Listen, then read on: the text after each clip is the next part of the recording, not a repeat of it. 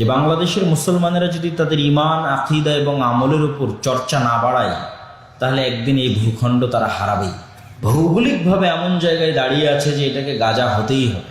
তো আমার মেজ ভাই আব্দুর রহমানের সাথে গল্প হচ্ছিল, তো আব্দুর রহমানের সাথে গল্প করছিলাম যে ইউসুফ বিন তাশফিন যখন স্পেন খ্রিস্টানদের কাছে হাতছাড়া হয়ে যাবে, খ্রিস্টানেরা দখল করে নেবে স্পেনকে, কেননা মুসলমানদের বিজয় যাত্রা স্পেনে গিয়ে শেষ হয়ে গেছে, ফ্রান্স আর ইতালির সীমান্তে গিয়ে শেষ হয়ে গেছে। মুসলমানেরা শীত অঞ্চল বিজয় করতে পারে, শীতে যুদ্ধ করে অভ্যস্ত ছিল না, আর ইউরোপ শীত অঞ্চল। তো স্পেনের যে অংশটুকু গরম, কর্ডোভা, গ্রানাডা, এগুলো গরম অঞ্চল, ঠিক সৌদি, কুয়েত, কাতার, বাহরাইনের মতো। আবার যেই সীমান্তটা ফ্রান্সের সাথে লাগোয়া, ওখান থেকে শীত শুরু। প্রচণ্ড বরফের কারণে যুদ্ধ পরাজয় হয়।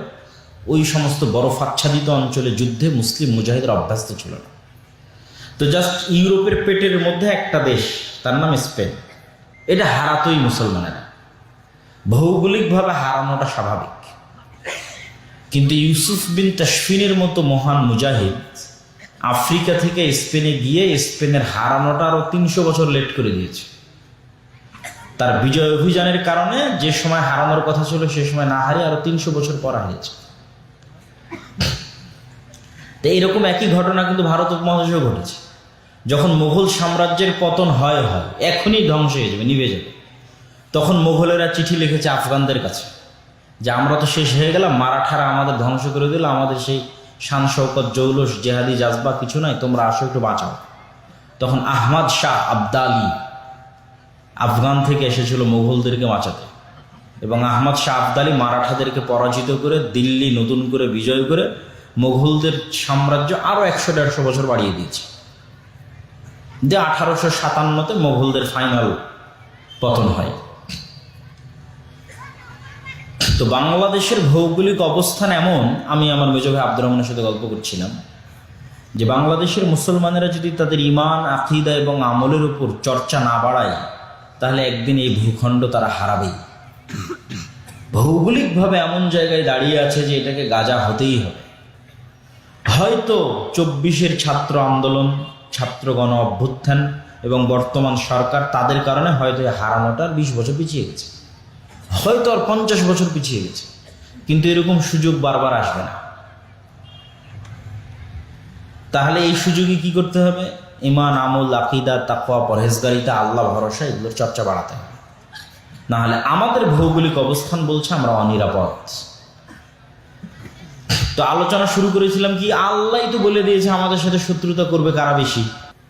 আল্লাহ সুবহানাহু ওয়া তাআলা নিজেই কোরআনে বলেছেন, আমাদের বলা নয়, আল্লাহ বলছেন, আশাদ্দুন নাসি আদাওয়া, মুসলমান মুমিনদের সাথে শত্রুতায় সবচেয়ে বেশি ভয়ঙ্কর, সবচেয়ে বেশি কঠোর হবে ব্রাহ্মণ্যবাদী মুশরিক আর জায়নিস্ট ইহুদি। আল্লাহ বলেছেন কোরআনে যে মুসলমানদের উপর শত্রুতাই সবচেয়ে কঠোর হবে দুইটা জাতি। তার মানে কারা বাদ থাকলো? খ্রিস্টানেরা বাদ থাকলো।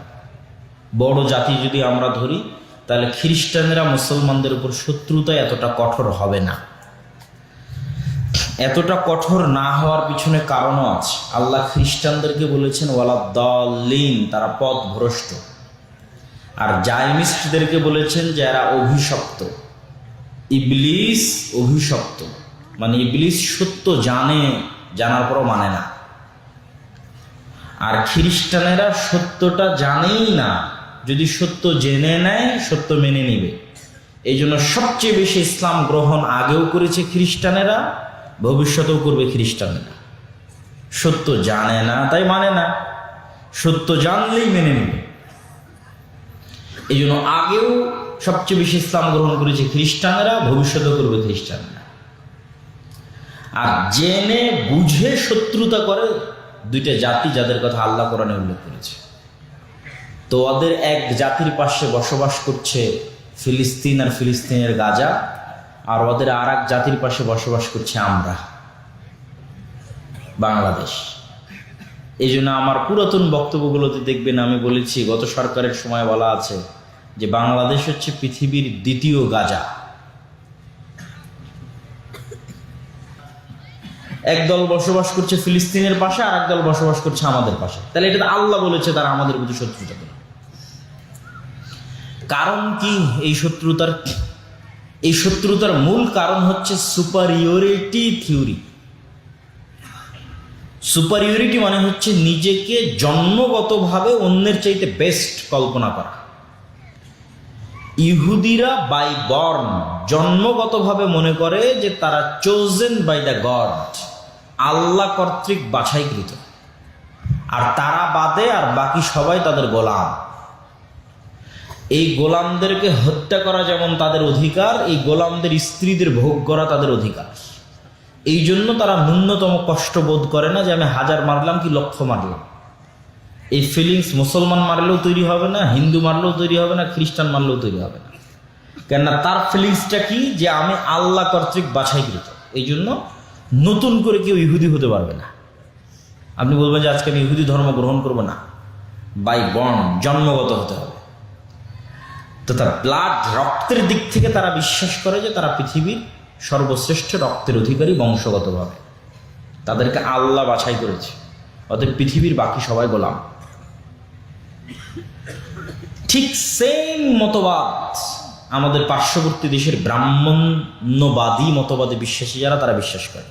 সেটা কি? ব্রাহ্মণেরা ভগবানের মাথা থেকে তৈরি হয়েছে, অতএব আর ব্রাহ্মণবাদে আর বাকি যারা আছে তারা সব গোলাম। এমনকি একটা সময় ছিল ভারত উপমহাদেশে যে যারা শূদ্র, যারা ক্ষত্রিয়, যারা দাস, তাদের বাচ্চাদেরকে জবাই পর্যন্ত করা হতো বলিদান হিসেবে। ব্রাহ্মণের সন্তানকে কোনোদিন বলিদান দেওয়া হয় না, ব্রাহ্মণের সন্তানকে কোনোদিন জবাই করা হয় না, কিন্তু তাদের নিম্ন শ্রেণীর হিন্দু যারা আছে তাদের জবাই করা হয়েছে। আর বাংলাদেশের মানুষ এত বেশি মুসলমান হয়েছে কেন? এইটাই হচ্ছে সেটা কারণ। ব্রাহ্মণ্যবাদীদের এই সুপারিয়রিটি থিওরি, আর্যদের নিজেদেরকে এই মহৎ মনে করা, আর বাকিরা সব তাদের গোলাম। মুসলমানদেরকে তারা বলতো লেচ্ছ, জবন, অস্পৃশ্য, মানে মুসলমানের গায়ে হাত দিলেও অপবিত্র হয়ে যাবে, মুসলমান ঘরে ঢুকলে ঘর অপবিত্র হয়ে যাবে। শেখ মুজিবুর রহমানের আত্মজীবনীতে লেখা আছে যে সে একবার তার এক হিন্দু বন্ধুর বাড়িতে প্রবেশ করায় তার হিন্দু মা, বোন, খালা সব মিলে বাড়ি ধুয়ে পরিষ্কার করেছে। উনি নিজে লিখেছেন ওনার আত্মজীবনীতে। তাহলে সেম ইহুদিরা যেমন সুপারিয়রিটি থিওরিতে বিশ্বাস করে যে আমরা পৃথিবীর সর্বশ্রেষ্ঠ সন্তান, ব্রাহ্মণেরা বিশ্বাস করে যে আমরা ভগবানের মাথা থেকে তৈরি হয়েছি, বাকি সব আমাদের গোলাম। আর মুসলমানেরা তো আরো নিকৃষ্ট পশু, এদের কোনো গণনার মধ্যে, পশু প্রাণী হিসেবে গণনার মধ্যে পড়ে না, মানুষ হিসেবে গণনা তো বহু দূরের কথা, না ইহুদিদের কাছে না ব্রাহ্মণ্যবাদীদের কাছে। তাহলে বাংলাদেশের মুসলমানের এত মুসলমান হলো কেন? এত মুসলমান হওয়ার কারণ হচ্ছে বাংলাদেশের নিম্নবর্ণের হিন্দুরা যখন দেখলো, বেশিরভাগ নিম্নবর্ণের হিন্দুরা ইসলাম গ্রহণ করেছে, নিম্নবর্ণের হিন্দুরা যখন দেখলো যে এত সুন্দর একটা ধর্ম যেখানে কোনো জাতপাত নাই, একই মসজিদে সবাই সমানভাবে দাঁড়াচ্ছে, পায়ে পা মিলিয়ে সমানভাবে উজু করতেছে, কোনো ভেদাভেদ নাই, না রঙের, না জাতের, না পাতের, তাহলে এত জুলুমের মধ্যে কে থাকবে? লাথি মারো এই জুলুমের ধর্মকে, গ্রহণ করো সাম্যতার ধর্ম, সম্মানের ধর্ম, মর্যাদার ধর্ম ইসলাম। তখনই বাংলাদেশে মানুষ, হাজার হাজার মানুষ ইসলাম গ্রহণ করেছে। ইসলামের এই সাম্যতা, এই মর্যাদা, এই সম্মান, এই মানবতা দেখে আমাদের পিতৃপুরুষরা, আমাদের আদি পিতারা। কিন্তু ব্রাহ্মণদের ওই স্বভাব কিন্তু পরিবর্তন হয়নি। আর আজকে যারা ক্ষমতায় আছে তারা সেই কট্টর ব্রাহ্মণ্যবাদী। সুতরাং বিশ্বাসগতভাবে তারা মুসলমানদেরকে শত্রু মনে করে, এবং এমন পর্যায়ে তারা এই শত্রুতাকে নিয়ে গেছে যে শত্রুতা করারও একটা লিমিট থাকতে হয়। তারা এই শত্রুতাটাকে এমন পর্যায়ে নিয়ে গেছে যে তারা ভারতের ইতিহাসকে পর্যন্ত অস্বীকার করতেছে। আজকের যুগে এসে ভারতের ইতিহাস কি? একটা হিস্টোরিয়ান, একজন ঐতিহাসিকও ডকুমেন্ট দিতে পারবে না যে একটা টাকা মোগলরা ভারত থেকে আফগানিস্তানে নিয়ে গেছে, ভারত থেকে উজবেকিস্তানে নিয়ে গেছে, ভারত থেকে কাজাখস্তান বোখারায় নিয়ে গেছে, একটা টাকা ভারত থেকে মুঘলরা পাচার করেছে। কেননা মুসলমানদের স্বভাবের মধ্যেই নাই যে মুসলমানরা কোনো দেশ বিজয় করলে সেখান থেকে টাকা পাচার করবে, স্বভাবের মধ্যে নয়। মুসলমানেরা যখন যে দেশ বিজয় করেছে চিন্তা করেছে ওটাই আমার দেশ, ওটাকে উন্নত করতে হবে। এটা তো ব্রিটিশদের স্বভাব, যখন যে দেশ বিজয় করেছে কেমনে চুরি করে সব ধন দৌলত চুরি করে নিয়ে যাওয়া যাবে, ওই সমুদ্রের ওপারে যেন কেউ ধরতে না পারে। চারদিকে সমুদ্র, ইংল্যান্ডের চারিদিকে সমুদ্র, যেন কেউ ধরতেই না পারে।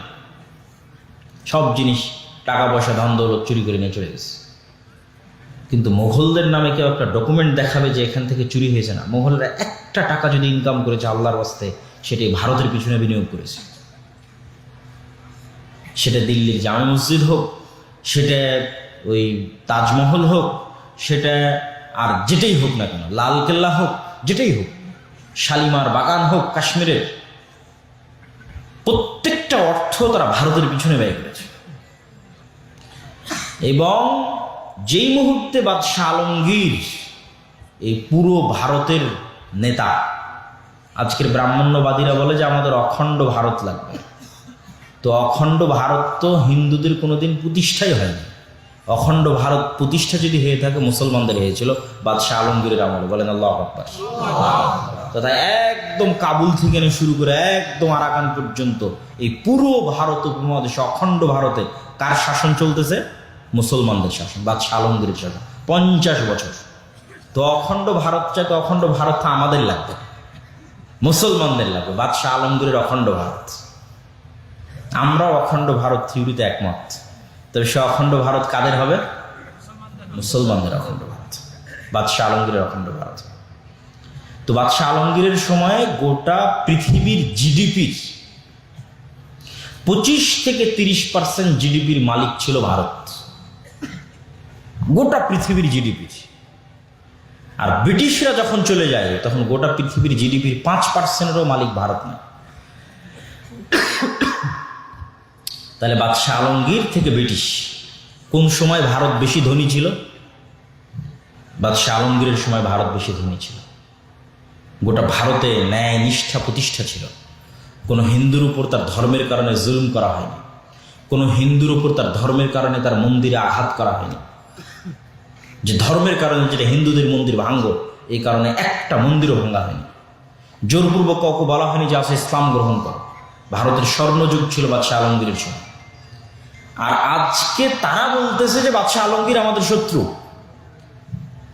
আজকে তারা বলতেছে মোগলরা আমাদের শত্রু। তো মোগলরা যদি তোমাদের শত্রু হয়, বাদশাহ আলমগীর যদি তোমাদের শত্রু হয়, তাহলে ব্রিটিশরা তোমাদের বন্ধু।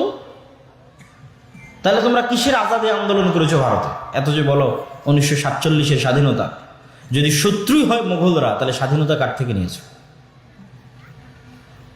সম্মানিত উপস্থিতি, ইতিহাস কেমনভাবে বিকৃত করা হয়েছে।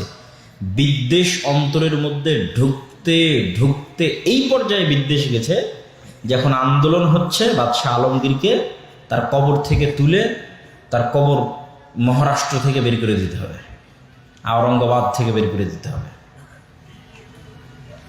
অথচ সে এত মহান শাসক ছিল যে কোরআন লেখে সেটা বিক্রি করে এবং হাতে টুপি সেলাই করে সেটা বিক্রি করে নিজের সংসার চালাতেন। একদিনের জন্য 1 টাকাও ভারতের কোষাগার থেকে গ্রহণ করেনি বাদশাহ আলমগীর। এবং তাদের বাপদাদারা সবাই বড় বড় মাজার তৈরি করেছে, তাজমহল, আরো বড় বড় মাকবারায় হুমায়ুন, বাবরের মাকবারা, হুমায়ুনের মাকবারা। বাদশাহ আলমগীর ওসিয়ত লিখে গেছে যে আমার যেখানে কবর হবে সেখানে উপরে কোনো ছাদ থাকবে না, সম্পূর্ণ মাটি বরাবর কবর হবে, মানুষ যেন চিনতেই না পারে যে এটা বাদশাহ আলমগীরের কবর, উপরে কোনো ছাদ থাকবে না। খুবই আল্লাহওয়ালা পরহেজগার মানুষ ছিলেন। এখন বলতেছে তার লাশ যেন কবর থেকে বের করা হয়। তো এই হলো পিছনের হিস্ট্রি এবং কারণ বিদ্বেষের। এবং বিদ্বেষটা অযৌক্তিক, এবং বিদ্বেষটা অগ্রহণযোগ্য, এবং বিদ্বেষটা মিথ্যার উপর প্রতিষ্ঠিত। আর এই বিদ্বেষ দিন দিন আরো বাড়ছে। কিন্তু এটাও আশ্চর্যের বিষয় নয়।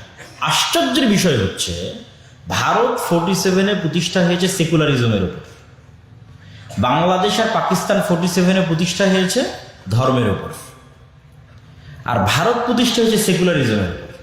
আজ 70-75 বছর পরে সেই ভারত ফিরে গেল ধর্মে, কট্টর ডানপন্থী হিন্দুত্ববাদীতে ফিরে গেল। আর ভারত, এই পাকিস্তান আর বাংলাদেশ ফিরে গেল এটা দেখাতে যে আমরা কত বড় সেকুলার। দেখো, আমাদের চেয়ে বড় সেকুলার আর দুনিয়াতে কেউ নাই। আর সেকুলার দেখানোর পাল্লা পাকিস্তান আর বাংলাদেশ এবং এরকম দেশের এত বেশি হলো, আর ভারত এত কট্টর হওয়ার পরও ভারতের মাটিতে বিদেশের গোয়েন্দা এসে বলে যে বাংলাদেশের সংখ্যালঘুদের নিরাপত্তা দিতে হবে। বাংলাদেশে কোনো ঘটনাই ঘটেনি সংখ্যালঘুদের। আমরা জানি না যে বাংলাদেশের ইতিহাসে কোনো মুসলমান কোনো মন্দিরকে ভেঙে সেখানে মসজিদ তৈরি করেছে। একটা উদাহরণ যে বাংলাদেশের ইতিহাসে বা পাকিস্তানের ইতিহাসে কোথাও একটা মন্দির ভেঙে সেখানে মসজিদ তৈরি করা হয়েছে, কোথাও কোনো হিন্দুকে গণপিটুনিতে হত্যা করা হয়েছে না। এর বিপরীতে অহরহ ঘটতেছে ভারতে। মসজিদ ভাঙ্গো, এটা নাকি আগে মন্দির ছিল। সব মসজিদই নাকি আগে মন্দির ছিল, এই জন্য সব মসজিদ ভেঙে মন্দির তৈরি করে। আর যে কোনো মুসলমান যদি শুধু বোঝা যায় যে হ্যাঁ তার কাছে গরুর গোস্ত আছে বা ছিল বা ফ্রিজে আছে, ওকে ধরে হত্যা করো। অথবা হোলি খেলায় অংশগ্রহণ করেনি, তাকে হত্যা করো। অহরহ প্রতিদিন ঘটতেছে। তাহলে সংখ্যালঘু নির্যাতন কোথায় হচ্ছে? ভারতে হচ্ছে। এবং দেখেন যে আমরা যতই ডক্টর ইউনূস সরকারের প্রশংসা করি, তারপরেও এটা বাংলাদেশের সেকুলারিজম এবং নতজানু নীতির প্রমাণ। হ্যাঁ, বাংলাদেশের সরকার বাংলাদেশের চাহিদার কথা বলেছে, বাংলাদেশের স্বার্থের কথা বলেছে। আর নরেন্দ্র মোদী ফেসবুকে পোস্ট দিয়েছে যে আমি ডক্টর ইউনূসকে বাংলাদেশে অবস্থানরত হিন্দুদের নিরাপত্তার বিষয়ে আমার কনসার্ন জানিয়েছি। তো ডক্টর ইউনূস কি জানাতে পারতো না যে আপনার দেশে বসবাসরত মুসলমানদের নিরাপত্তা নিয়ে আমরা উদ্বিগ্ন? পারতো না? পারতো না? পারতো। কিন্তু এটাই হচ্ছে আমাদের অবস্থানের জায়গা, যে তারা তাদের ধর্ম ভুল হওয়ার পরও, ভ্রান্ত হওয়ার পরও, বাতিল হওয়ার পরও তার ধর্মে সে কট্টর। আর মুসলমানের দিন সত্য, মুসলমানও জানে, ডক্টর ইউনূসও জানে যে ইসলাম একটা সত্য ধর্ম, সত্য দিন, সবাই জানে মুসলমান। কিন্তু মুসলমানেরা এই দিনের উপর কট্টর নয়। কে কত কম্প্রোমাইজ করতে পারে, কে কত সেকুলার হতে পারে। আমাকে যদি এক গালে একটা থাপ্পড় মারে আর এক গাল পেতে দেবো, ভাই এটা তো মেরেলে কেন, আমি সেকুলার। তাহলে তারা ভ্রান্তির উপর কট্টর, আর মুসলমানেরা সত্যের উপর সেকুলার, সত্যের উপর কম্প্রোমাইজ করছে। এই জন্য আমি আমার আজ থেকে ৩-৪ মাস আগের বক্তব্যগুলোতে বলেছি যে বাংলাদেশের লোকজন ফেসবুকে প্রচুর লেখালেখি করে, ট্রল করে ভারতের লোকজনকে নিয়ে, ইদানিং তো আরও বেশি। তখন আমি উত্তরে বলেছি, সব জায়গায় বলেছি যে তোমরা যে বলতেছো যে তারা হচ্ছে গোমূত্র পান করে অথবা গোবর পান করে, এই জন্য তাদের গায়ে শক্তি নাই, তারা ভীরু কাপুরুষ, আর আমরা মহাশক্তিশালী, আমরা গরুর দুধ পান করি, উমুক তুমুক ইত্যাদি, আমরা একদম ধুয়ে ফেলে দেবো, এই করে নেবো, সেই করে নেবো, অসংখ্য কথাবার্তা। তো কিন্তু এটার মানদণ্ডটা কোথায়? এটার মানদণ্ডটা যে জায়গায়, সে জায়গায় দাঁড়ালে তুমি ফেল হয়ে যাবা।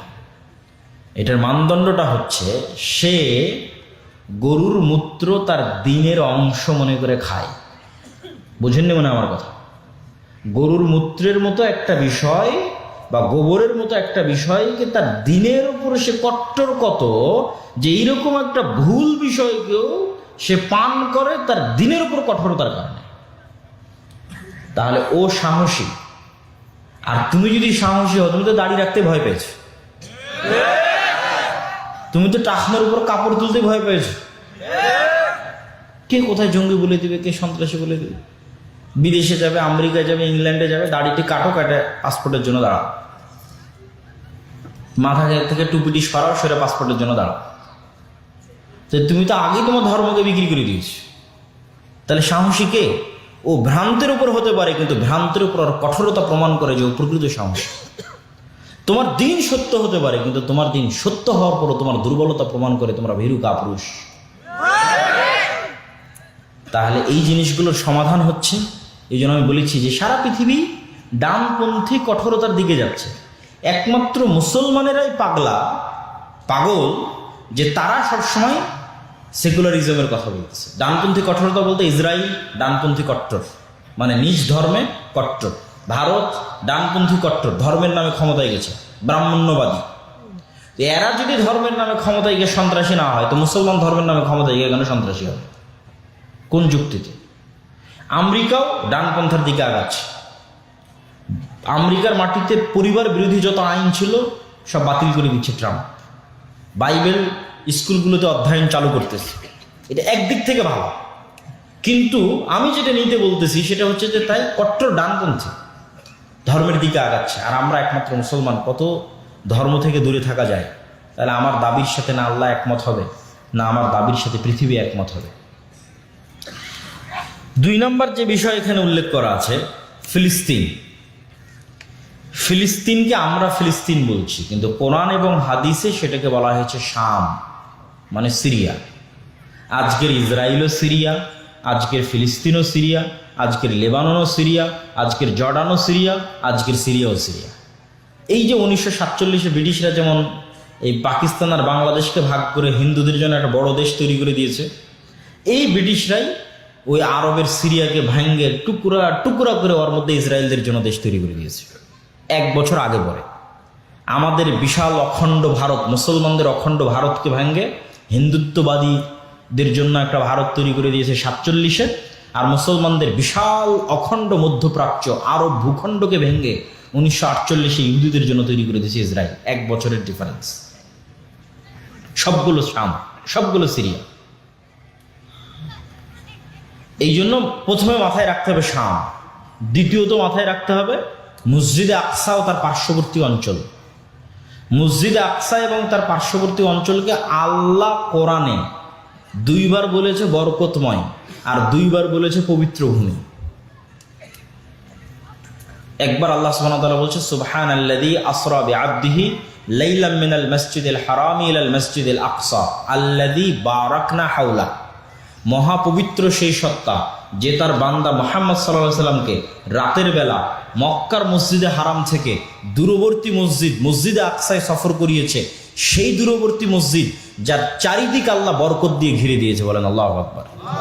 কোরআনের আয়াতের অনুবাদ আল্লাযী বারাকনা হাওলা, যে মসজিদ আকসার চারিদিকে আমরা বরকত দিয়ে ঘিরে দিয়েছি। 2 নম্বর আয়াত ওয়া নাজ্জাইনাহু ওয়া লূতান ইলাল আরজিল্লাতি বারাকনা ফিহা লিল আলামিন।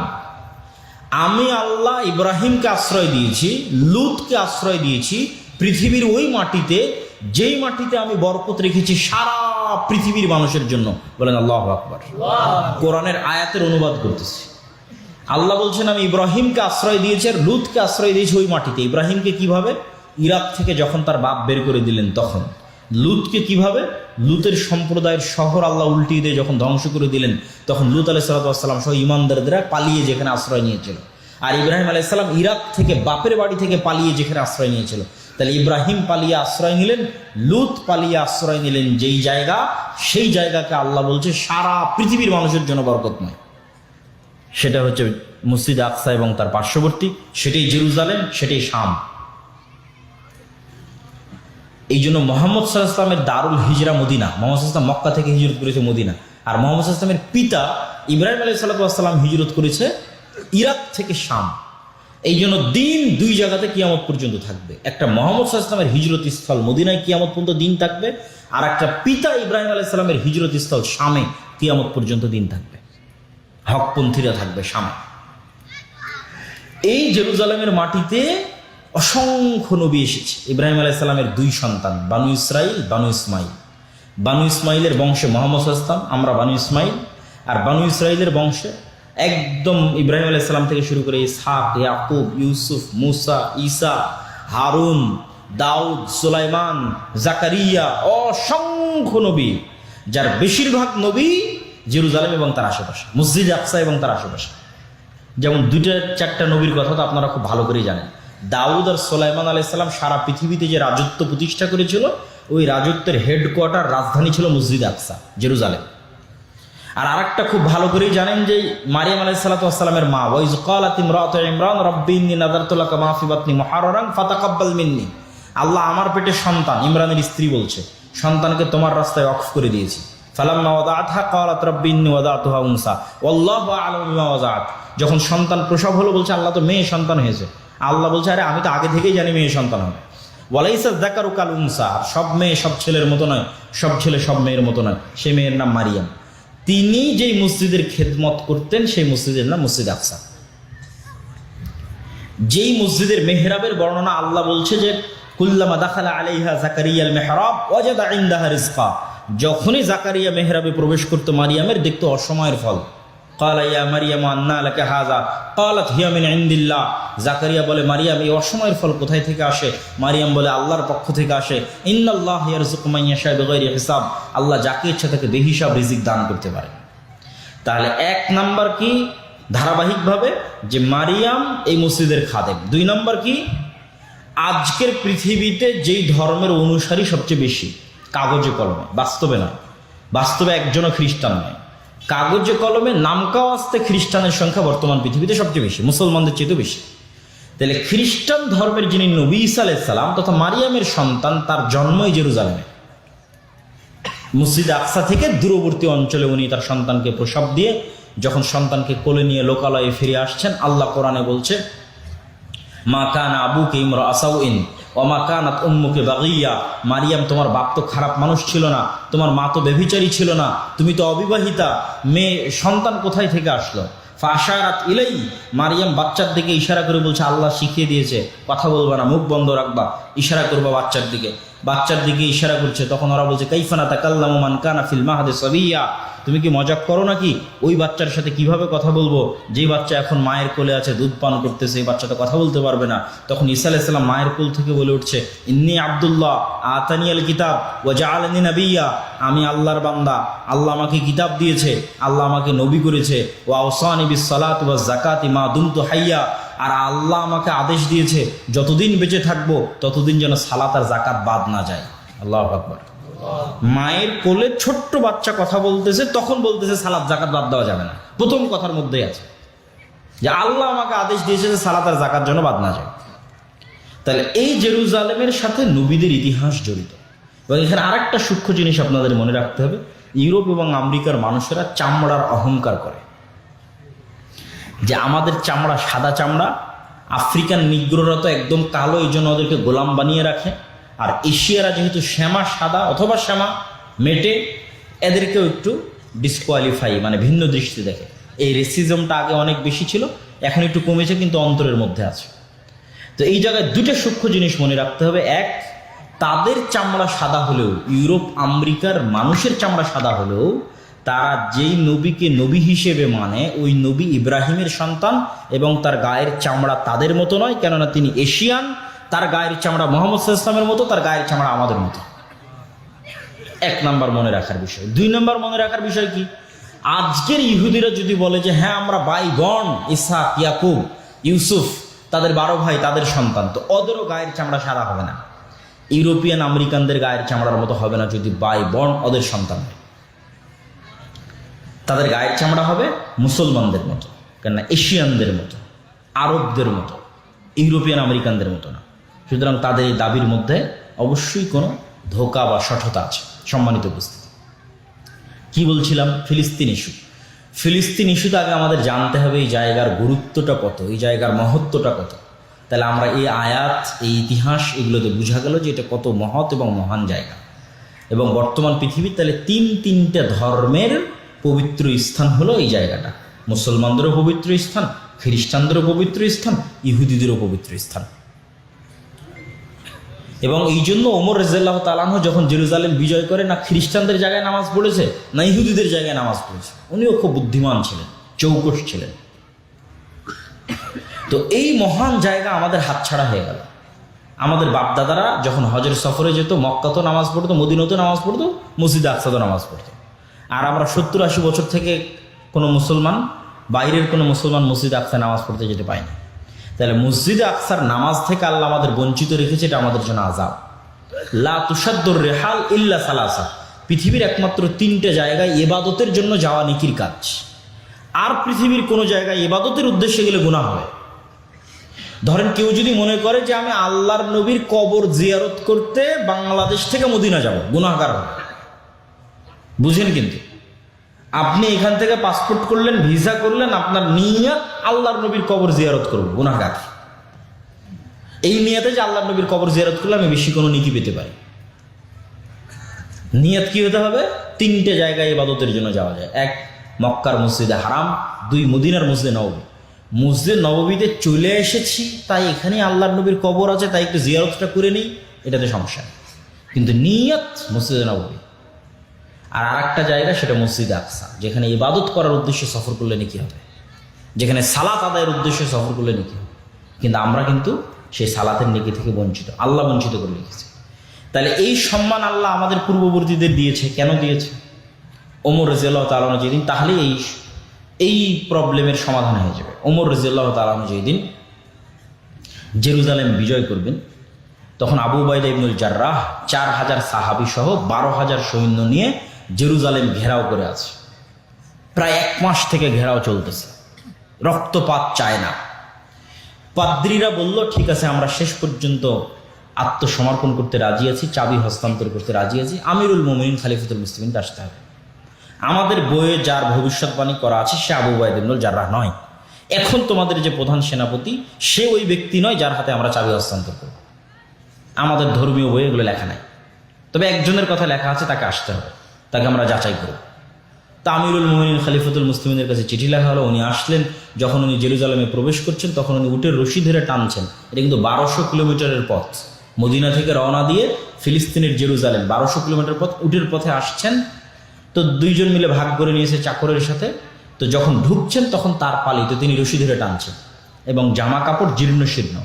তো যেহেতু এই বিজয়টা একটা বড় বিজয়, কেননা রোমান এম্পায়ারের সবচেয়ে বড় তীর্থস্থল বিজয় হচ্ছে, এই জন্য হাজার হাজার পাদ্রী আছে।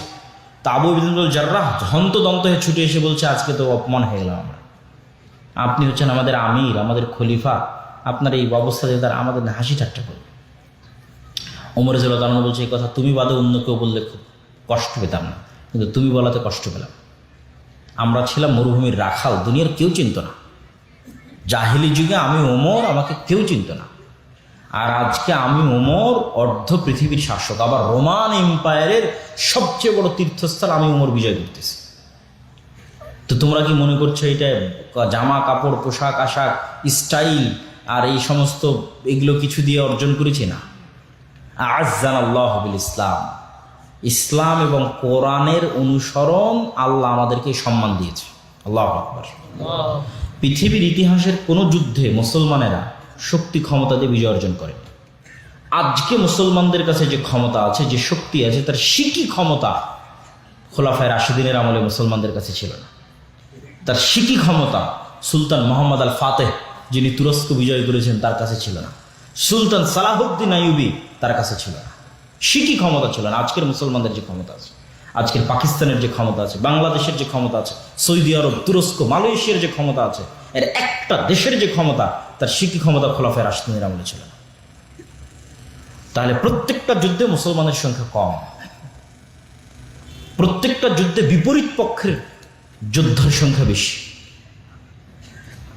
খালিদ বিন ওয়ালিদ মুতার যুদ্ধে কয়েক লক্ষ রোমান এম্পায়ারের বিরুদ্ধে যুদ্ধ করেছে মাত্র কয়েক হাজার সৈন্য নিয়ে।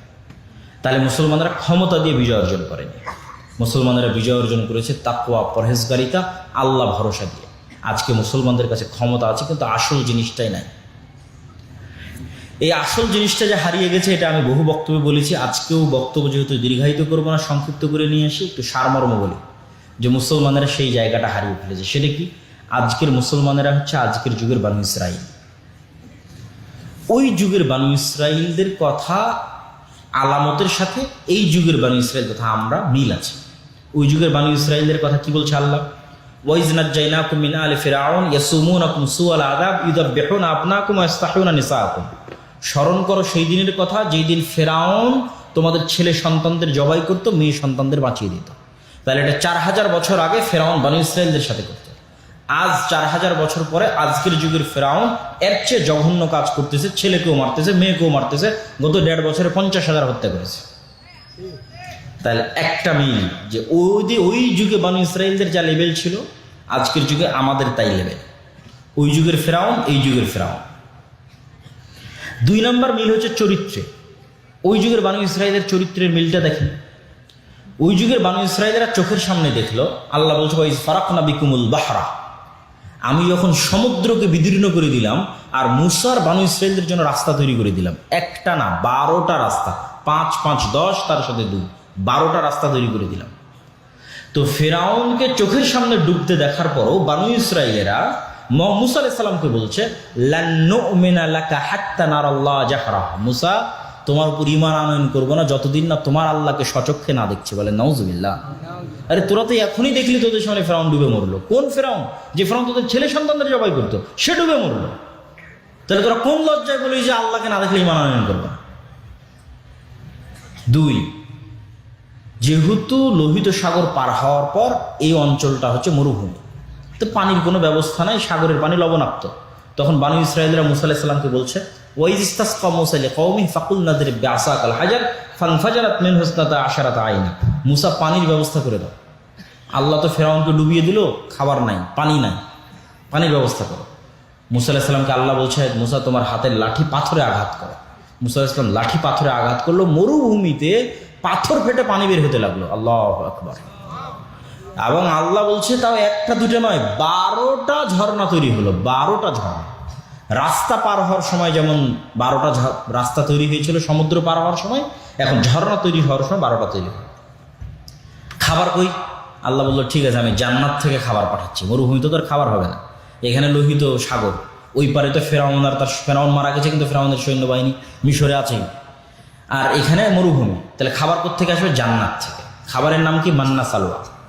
সব মুফাসসিরিনে কেরাম মান্না সালোয়ার ব্যাখ্যা দিতে গিয়ে লিখেছে, আজকের পৃথিবীর যেটা সবচেয়ে দামি মাশরুম, তার সাথে পাখির গোস্ত। তো আমি রিসার্চ করে দেখলাম যে আজকের পৃথিবীর যেটা সবচেয়ে দামি মাশরুম, যেটার কথা কোরআনে বলা আছে মান্না সালোয়া, সেই মাশরুমের বর্তমান বাংলাদেশি টাকায় 1 কেজি মাশরুমের দাম 4 থেকে 5 লক্ষ টাকা। তাহলে যেই মাশরুমের 1 কেজির দাম 4 থেকে 5 লক্ষ টাকা, ওটা জান্নাত থেকে আসতো, তার সাথে পাখির গোস্ত আসতো। এইটা ভক্ষণ করতো তারা, পাথর থেকে ঝর্ণা বের হতো। এরপরও বানু ইসরাইল মুসা আলাইহিস সালামকে বলছে যে লান নাসবিরা আলা তুআমিন ওয়াহিদ ফাদউ লানা রাব্বাক, এক খাবার আমাদের ভালো লাগে না, তোমার আল্লাহকে বলো এই মরুভূমির মধ্যে থেকে পেঁয়াজ, ডাল, আদা, রসুন বের করে দিতে। তো এই যে বানু ইসরাইলের এই স্বভাব, তখন মুসা আলাইহিস সালাম বললো যে ঠিক আছে, তুমি যদি আদা, ডাল, চাল, রসুন চাও, তাহলে এই মরুভূমি পার হলেই সুজলা সুফলা শস্য শ্যামলা বাংলাদেশের মতো একটা ভূমি আছে, তার নাম ফিলিস্তিন, প্রচুর জাইতুন আবাদ হয়, যুদ্ধ করে বিজয় করো। তখন এই বানু ইসরাইল বলছে, যেই বানু ইসরাইল চোখের সামনে ফেরাউনকে ডুবতে দেখলো, যেই বানু ইসরাইল দেখছে চোখের সামনে মরুভূমিতে পাথর ফেটে ঝর্ণা বের হচ্ছে, যেই বানু ইসরাইল দেখছে প্রতিদিন জান্নাত থেকে খাবার আসতেছে, সেই বানু ইসরাইল বললো ইযহাব আনতা ওয়া রাব্বুকা ফাকাতিলা, মুসা তুমি আর তোমার আল্লাহ গিয়ে যুদ্ধ করো, আমরা যুদ্ধ করতে পারবো না। বলেন নাউজুবিল্লাহ। আচ্ছা, আপনারা কি জানেন যে এই বানু ইসরায়েলের জন্য 12টা ঝর্ণা কেন তৈরি হয়েছিল? 12টা রাস্তা কেন তৈরি হয়েছিল? এরা ইউসুফ আলাইহিস সালামের 12 ভাইয়ের বংশধর, এরা ইয়াকুব আলাইহিস সালামের 12 সন্তানের বংশধর, এরা নবীদের সন্তান, এরা ইব্রাহিমের সন্তান, ইসহাকের সন্তান, ইয়াকুবের সন্তান, ইউসুফের ভাই।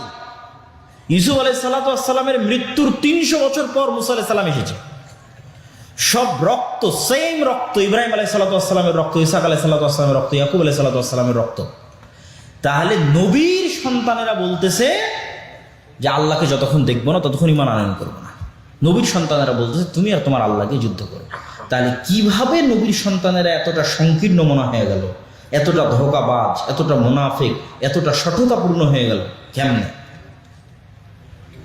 তো আমি যে বলেছি যে আজকের যুগের মুসলমানেরা বানু ইসরায়েল, তার জন্য আমি 2টা দলিল দিয়েছি। এক, আল্লাহ বানু ইসরায়েলের এত লম্বা ঘটনা কোরআনে কেন বলবে? কোরআনে একটা কথাও ফেলে দেওয়ার নয়। তাহলে এই যে এতগুলো আয়াত পড়লাম, সব কোরআনের আয়াত, পড়লাম আর অনুবাদ করলাম, পড়লাম আর অনুবাদ করলাম। তাহলে বানু ইসরায়েলের এত ঘটনা, সূরা বাকারার অর্ধেক বানু ইসরায়েলের ঘটনা। তার মানে মুসলমানেরাও একদিন বানু ইসরায়েল হয়ে যাবে, তাই এই ঘটনা পড়ে যেন শিখে। এটা রাসূল সাল্লাল্লাহু আলাইহি ওয়াসাল্লাম বলে গেছে। আর মুসলমানরা যে বানু ইসরায়েল হয়ে গেছে, এটা আমি ইউরোপে গিয়ে দেখেছি, আমেরিকায় গিয়ে, ইউরোপ, ইংল্যান্ডে গিয়ে দেখেছি, ফ্রান্স, ইতালিতে গিয়ে দেখেছি। মুসলমানদের জন্ম নিবন্ধন থেকে, পাসপোর্ট থেকে, ওই শহরে প্রবেশ থেকে, ওদের কাছে এই কি বলার নাম বেনিফিট নেওয়া থেকে, ওদের কাছে বাড়ি নেওয়া থেকে, প্রত্যেকটা ধাপ মিথ্যার উপর। মুসলমান কিন্তু সবকিছু মিথ্যার উপর, মুসলমান সবকিছু অন্যায়ের উপর, ও হাজি, নামাজি, সবকিছু, কিন্তু সবকিছু ধোঁকা এবং দুর্নীতির উপর। তাহলে এই মুসলমানই তো ওমরের বংশধর, এই মুসলমানই তো খালিদ বিন ওয়ালিদের বংশধর, সালাহুদ্দিন আইয়ুবের বংশধর, মোহাম্মদ সাল্লাল্লাহু আলাইহি সাল্লামের বংশধর। তাহলে ওরাও তো নবীর বংশধর, তো আর এরকম মুনাফিক হয়ে গেল কি করে? ওরা যে বানি ইসরাইল হয়ে গেছে, আরও বানি ইসরাইল হয়ে গেছে। এই গত নির্বাচনে রূপগঞ্জে অসংখ্য মানুষ আমি সচক্ষে দেখেছি উভয় প্রার্থীর কাছ থেকে টাকা নিয়ে বলেছে যে তোমাকে ভোট দিব, মানে দুইজনের থেকে টাকা নিয়ে বলেছে দুইজনকে ভোট দিব। তাহলে মিথ্যুক, অথচ সবাই নামাজি হাজি। এই গত 16 বছরে এরকম জালসার বৈঠকের প্রধান অতিথি বিশেষ অতিথি হয়েছে অথবা মসজিদ মাদ্রাসা কমিটির দায়িত্বের মধ্যে আছে, এরকম যদি ভাগ করি তাহলে ডিসি, এসি, ওসপি, এসিল্যান্ড, মন্ত্রী, মিনিস্টার, এমপি এর 80 ভাগের বেশি আছে জালসা কমিটিতে, 80 ভাগের বেশি আছে মসজিদ মাদ্রাসা সভাপতিতে। আর যদি ওমরার লিস্ট করি তো 60% বেশি হবে যেগুলো ওমরা করে এসেছে। আর তাহাজ্জুদের নামাজ তো সবাই পড়তো, কিন্তু নিজ নিজ দায়িত্বের জায়গায় সব মিথ্যুক, অন্যায়কারী, ধোঁকাবাজ, মুনাফিক, মানুষের হক মেরে খায়। তারা বানু ইসরাইল না? বানু ইসরাইল বাহ্যিকভাবে দেখায় যে আমরা আল্লাহকে অনেক ভয় করি, মুখে দাঁড়িয়ে আছে, মাথায় টুপি আছে, কিন্তু সৎ নয়, মিথ্যুক। এবং এটা শুধু তাদের ক্ষেত্রে নয়, আম জনসাধারণের ক্ষেত্রে দেখেন যে আম জনসাধারণ তার বোনকে বাপের সম্পত্তিতে ভাগ দিবে, ভাগ দিতে গিয়ে ন্যায় করেনি, হয় ভাগ বুঝিয়েই দেয়নি, অথবা বুঝে দেওয়ার ক্ষেত্রে যেটা জমি ভালো, যেটা উঁচু, যেটা দামি ওটা নিজে নিয়েছে, যেটা পানিতে ডুবে আছে, নদীতে আছে, চরে আছে, ওটা বোনকে দিয়েছে।